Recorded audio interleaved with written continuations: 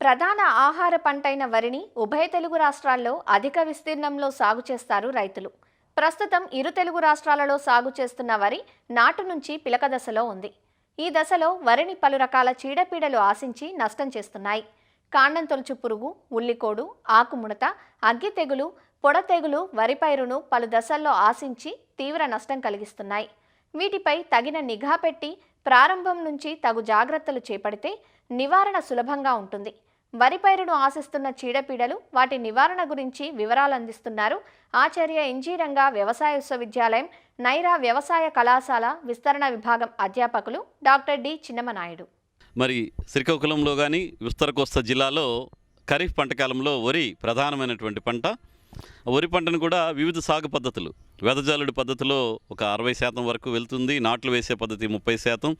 అదేవిధంగా దమ్ము చేసే వెద పద్ధతిలో వేసేవాళ్ళు, అదేవిధంగా మిషన్తో ట్రాన్స్ప్లాంటింగ్ చేయడం, ఇలాగ రకరకాల పద్ధతుల్లో మరి వరి సాగు జరుగుతుంది.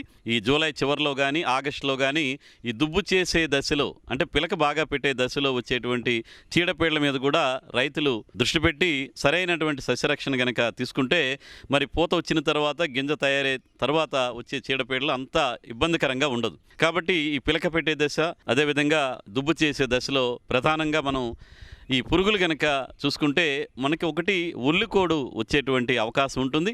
కొన్ని రకాల్లోనే ఇంద్ర అనే రకం కానీ, శ్రీకాకుళం సన్నాలు, అదేవిధంగా అమర, ఈ ముందుగానే వేసిన 25-30 రోజుల్లోనే మనకి ఈ ఉల్లికోడు సమస్య అక్కడక్కడ కనిపిస్తుంది. ఈ ఉల్లికోడు వచ్చినప్పుడు ఏంటంటే గొట్టాలన్నీ కూడా సిల్వర్ షూట్స్ అంటాం, అంటే గొట్టాలుగా మారిపోతుంది. అది తర్వాత పిలక చేయడం అనేది జరగదు. కాబట్టి ఆ విధంగా దిగుబడి మీద ప్రభావం చూపిస్తుంటుంది. కాబట్టి రైతులు ఒక చదరపు మీటర్లో 5 పిలకలు కనుక ఇలాగా షూట్స్ అంటే గొట్టాలుగా మారిపోవడం కానీ, ఉల్లుకోడులుగా మారిపోవడం కానీ, లేదా ప్రతి దుబ్బులో ఒక పిలక ఉల్లుకోడుగా మారినట్టు కనిపిస్తే మరి జాగ్రత్త చర్యలు తీసుకోవాలి. దానికోసం ఏంటంటే గుళికలు, మనకి కార్బోఫ్యూరాన్ 3G గుళికలు అంటారు. అవైతే ఎకరానికి 10 కేజీలు పల్చగా తడి ఉన్నప్పుడు మరి వేసుకోవాలి. లేదంటే ఫెటేరా గుళికలు, ఇవేంటంటే క్లోరెంట్రా నిలిప్రోలిన్ అని చెప్పేసి ఉంటారు. ఫెటేరా గుళికలు ఇవి ఎకరానికి 4 కిలోలు కనుక వేసుకోగలిగితే మనకి ఉల్లికోడు సమస్య కొంతవరకు తగ్గడానికి ఆస్కారం ఉంటుంది. తద్వారా దిగుబడి నష్టపోకుండా ఉంటాం. అదేవిధంగా ఈ పిలక పెట్టే దశలో మనకి ఇంకొక పురుగు ఏంటంటే మనకి కాండం తొలిచే పురుగు. దీన్నే మన రైతులు పీక పురుగు అని అంటారు.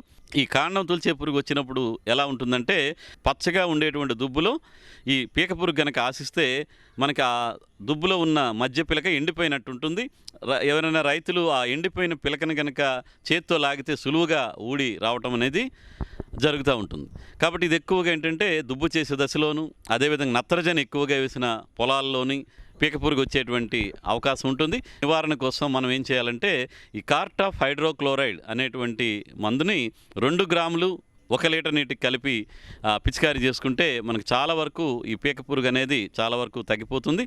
ఫెటైరా గుళికలు అయితే 4 కిలోలు, అదే మరి కార్బోఫ్యూరాన్ 3G గుళికలు అయితే ఎకరానికి 10 కేజీల వరకు కూడా వేసుకుంటే మనకి ఈ పీక పురుగు లేదంటే కాండం తొలిచే పురుగు ఉధృతి అనేది ఈ దుబ్బు దశలోనే మనం తగ్గించుకోవడం వీలవుతుంది. ఇప్పుడు కనుక రైతులు అశ్రద్ధ చేసి ఈ పీక పురుగుకి సరైనటువంటి నివారణ చర్యలు చేపట్టకపోతే వెన్ను వచ్చిన తర్వాత మళ్ళీ ఈ కాండం తొలిచే పురుగు ఉధృతి ఎక్కువైపోయి పొల్లెన్ను ఎక్కువ వస్తుంది, చావెన్ను అంటారు.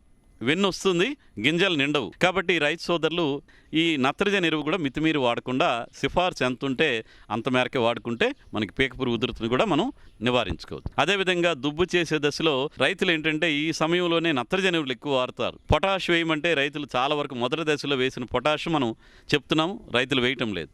ఒకవైపు పొటాష్ లేకపోవడం, అదేవిధంగా నత్రజని యూరియా ఎరువులు ఎక్కువగా వాడటం వల్ల ఇంకొక సమస్య ఏంటంటే ఆకుముడత పురుగు, అదే నాము పురుగు అని అంటారు. ఇది కనుక చూస్తే ఆకుల మీద తెల్లగా గీకేసినట్టు కనిపిస్తుంటుంది. ఆకులు ఒకదానికొకటి చుట్టుకున్నట్టు కనిపిస్తాయి. అందులో కనుక చూస్తే పచ్చని గొంగల పురుగు మనకు కనిపిస్తుంది. దీనివల్ల ఏంటంటే ఆకులో ఉన్నట్టు పత్రహరితం నష్టపోవడం వల్ల తద్వారా కొత్తగా వచ్చే పిలకలు ఏపుగా పెరగకపోవడం, అదేవిధంగా ఉధృతి ఎక్కువైపోతే వెన్నులు కూడా రావడానికి ఆలస్యం అవడం అనేది జరుగుతుంది. కాబట్టి ఈ ఆకు ముడత పురుగు నివారణకు కూడా ఈ కార్టాఫ్ హైడ్రోక్లోరైడ్ మందు కానీ, అదైతే 2 గ్రాములు 1 లీటర్ నీటికి కలిపి పిచికారీ చేసుకోవడం, లేదంటే ప్రొఫెనోఫాస్ అనేటువంటి మందు, అది కూడా 2 మిల్లీలీటర్లు 1 లీటర్ నీటికి చెప్పున కలిపి ఎకరాకి 200 లీటర్ల మందు ద్రావణాన్ని పిచికారీ చేసుకుంటే మనకి ఈ ఆకుముడత పురుగు కూడా నివారించబడుతుంది.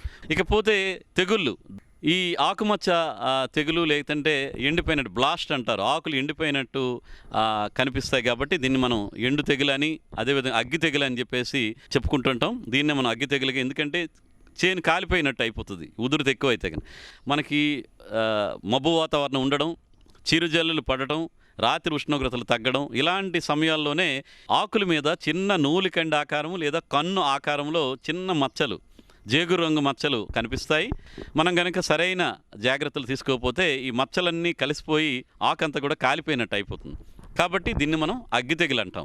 మరి దీనికోసం నివారణకి ఏంటంటే మనం ఈ ట్రైసైక్లోజోల్ అనే మందును 0.6 గ్రాములు 1 లీటర్ నీటికి కలిపి పిచికారీ చేసుకోవడం కానీ, లేదా ఐసోప్రోథియోలిన్ అంటారు, FUG1 అనేటువంటి మందును 1.5 మిల్లీలీటర్లు మొదటి దశలోనే గమనించి పిచికారీ చేస్తే అగ్గి తెగుల్ని మనం సమర్థవంతంగా నివారించుకోవచ్చు. అదేవిధంగా ఇంకొక తెగులు మనకు దుబ్బు చేసే దశలో వచ్చేది పొడ తెగులు. రైతులకు చాలామందికి తెలుసు. మీరు అది ఆశించిన దుబ్బు కనుక గమనిస్తే ఆకుల మీద, కాండం మీద పొడపాము మచ్చల్లాగా కనిపిస్తుంది. కింద ఆకులన్నీ కూడా దిగగులిపోయినట్టు అంటారు, సోరు దింపేసింది అంటారు రైతులైతే. ఇది గమనిస్తే కనుక మనకి అది పొడ తెగులుగా గమనించుకొని ప్రాపికొనజోల్ అయితే కనుక 1 మిల్లీలీటరు 1 లీటర్ నీటికి చొప్పున కలిపి మనం పిచికారీ చేసుకుంటే కనుక సమర్థవంతంగా నివారించబడుతుంది. మరి దుబ్బు దశలో వచ్చేటువంటి తెగుళ్ళన్నీ కూడా సమర్థవంతంగా నివారించుకుంటే తద్వారా అది పూత వచ్చిన తర్వాత వెన్ను బయటకు వచ్చినప్పుడు కూడా ఈ చీడపీడల ఉధృతి తగ్గి మంచి దిగుబడులు తీసుకోవడానికి ఆస్కారం ఉంటుంది.